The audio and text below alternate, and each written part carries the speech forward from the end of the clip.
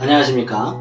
한약박사 이태경 원장입니다. 이 전라도나 경상도 이남의 산을 다니다 보면 깊이 넓은 이런 나무를 종종 보게 되는데요. 이 나무가 후박나무입니다. 이 나무의 껍질을 약으로 쓰는데 본초 이름은 후박입니다. 오늘은 이 후박에 대해 살펴보겠습니다. 후박나무는 주로 아열대 온대지방에 분포를 하고 오래전부터 사용된 본초라서 이명도 다양한데요. 농박, 후피, 열박, 적박, 유박, 천박 등이 있습니다. 후박의 기미와 주치를 보겠습니다. 후박은 복부에서 복통, 복창, 창만 등을 주치합니다. 이로 인해 흉부 증상이나 구역, 해수, 토산, 광란, 설사, 생리통 등에 사용할 수 있고요. 이러한 증상의 원인으로 결수, 숙혈, 한습, 물혈, 숙식 등이 언급되어 있습니다. 후박의 기미는 고미 또는 신미 또는 고신미로 나오고 기는 온하다고 하였습니다. 이러한 기미로 온중익기하고 소담하기하고요. 신미로 결자산지하고 온기로 비위를 따뜻하게 한다고 볼 수 있습니다.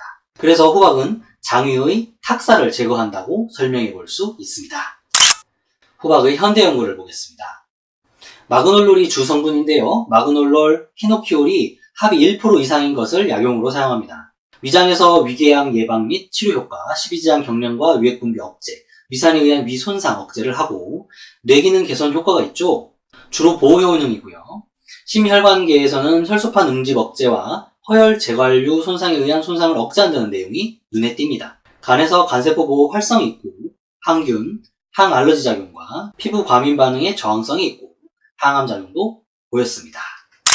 간단히 처방을 보겠습니다. 소승기탕은 상한론에 나오고 대왕후박 지실이 들어갑니다.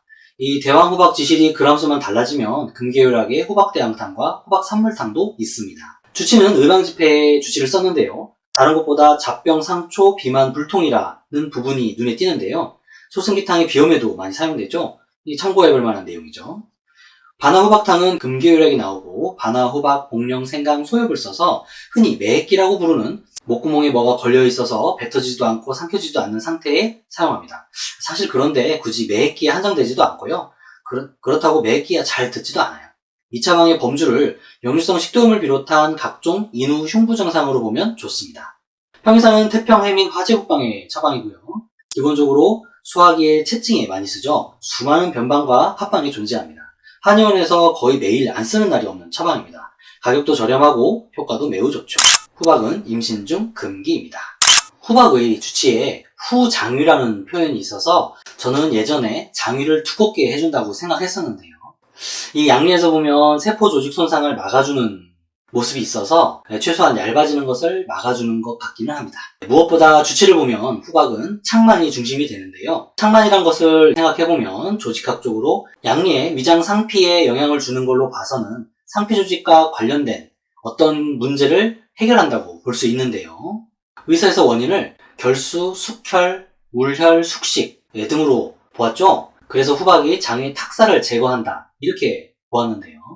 그렇다고 후박이 대왕처럼 장관 내에서 설사를 유도하는 그런 건 아니죠. 이 득배본초에서 이 부분이 힌트가 될 수 있는데요. 막원이라는 표현을 했습니다. 이 장관 바깥쪽의 장관막을 의미할 수도 있고 장관 외부에 장관을 둘러싸는 무언가를 지칭할 수도 있는데요. 이 장관 바깥에는 조직이 많이 있죠.